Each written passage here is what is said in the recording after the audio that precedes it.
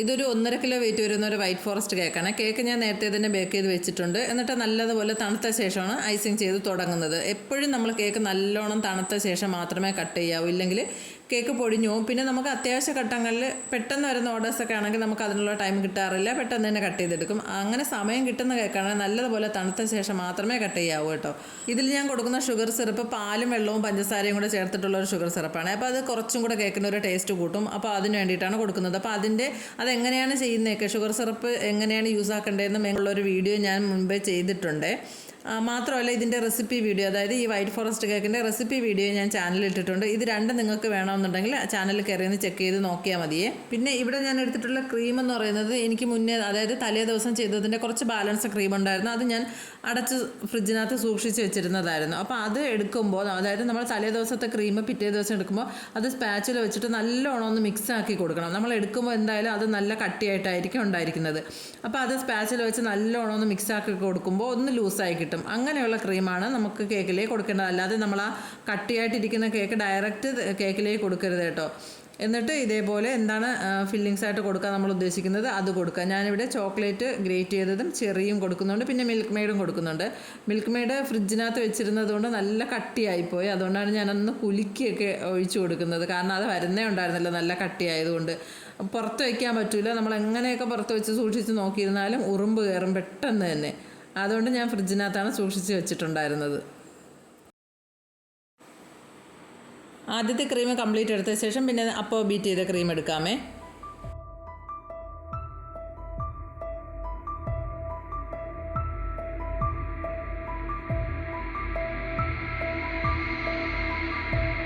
കേക്കിൻ്റെ ക്രംസ് എന്തെങ്കിലും ക്രീമിലേക്ക് മിക്സ് ആവുമെന്നൊരു പേടിയുണ്ടെങ്കിൽ നമുക്ക് ക്രം കോട്ടിംഗ് വരെ എത്ര ക്രീം ആവശ്യമായിട്ട് വരുമോ അതൊരു ബൗളിലെടുത്ത് വെച്ചിട്ട് ക്രം കോട്ട് വരെ അത് ചെയ്ത് കൊടുക്കുക. എന്നിട്ട് ഫൈനൽ ഐസിങ്ങിന് നേരത്തെ മാറ്റി വെച്ചിരുന്ന ക്രീം എടുത്ത് ചെയ്താൽ മതി. അതായത് പാലറ്റ് നൈഫ് നമ്മൾ ഒരേ സമയം ക്രീമിലേക്കും കേക്കിലേക്കും ടച്ച് ആകുമ്പോൾ അത് മിക്സ് ആയി പോകാൻ സാധ്യത ഉണ്ട്. അപ്പോൾ അതുകൊണ്ടാണ്, അതൊന്ന് ശ്രദ്ധിച്ചിരുന്നാൽ മതി. ഇല്ല അങ്ങനെ കുഴപ്പമില്ല, ചെയ്തെടുക്കാൻ അറിയാവുന്നവരാണെങ്കിൽ കുഴപ്പമില്ല, ഒരുമിച്ച് വെച്ച് ചെയ്താലും ഒരു പ്രശ്നമില്ല. ഇവിടെ 3 ലെയറായിട്ടാണ് കേക്ക് കട്ട് ചെയ്തെടുത്തിട്ടുള്ളത്. അപ്പോൾ ഓരോ ലെയർ വെക്കുമ്പോഴും എല്ലാ ഭാഗവും ഒരുപോലെ ആണോ എന്നൊന്ന് ശ്രദ്ധിച്ച് നോക്കി ചെയ്യണേ. അപ്പോൾ അവസാനം നമുക്ക് കറക്റ്റ് റൗണ്ടിൽ തന്നെ കേക്ക് കിട്ടും. ഇല്ലെങ്കിൽ എന്തെങ്കിലും ഒരു ചരിവോ വളവോ ഒക്കെ ഉണ്ടാവാൻ സാധ്യതയുണ്ട്. അതുകൊണ്ട് ഓരോ ലെയർ വെക്കുമ്പോഴും കറക്റ്റായിട്ടൊന്ന് നോക്കി ചെയ്ത് കൊടുത്താൽ മതി.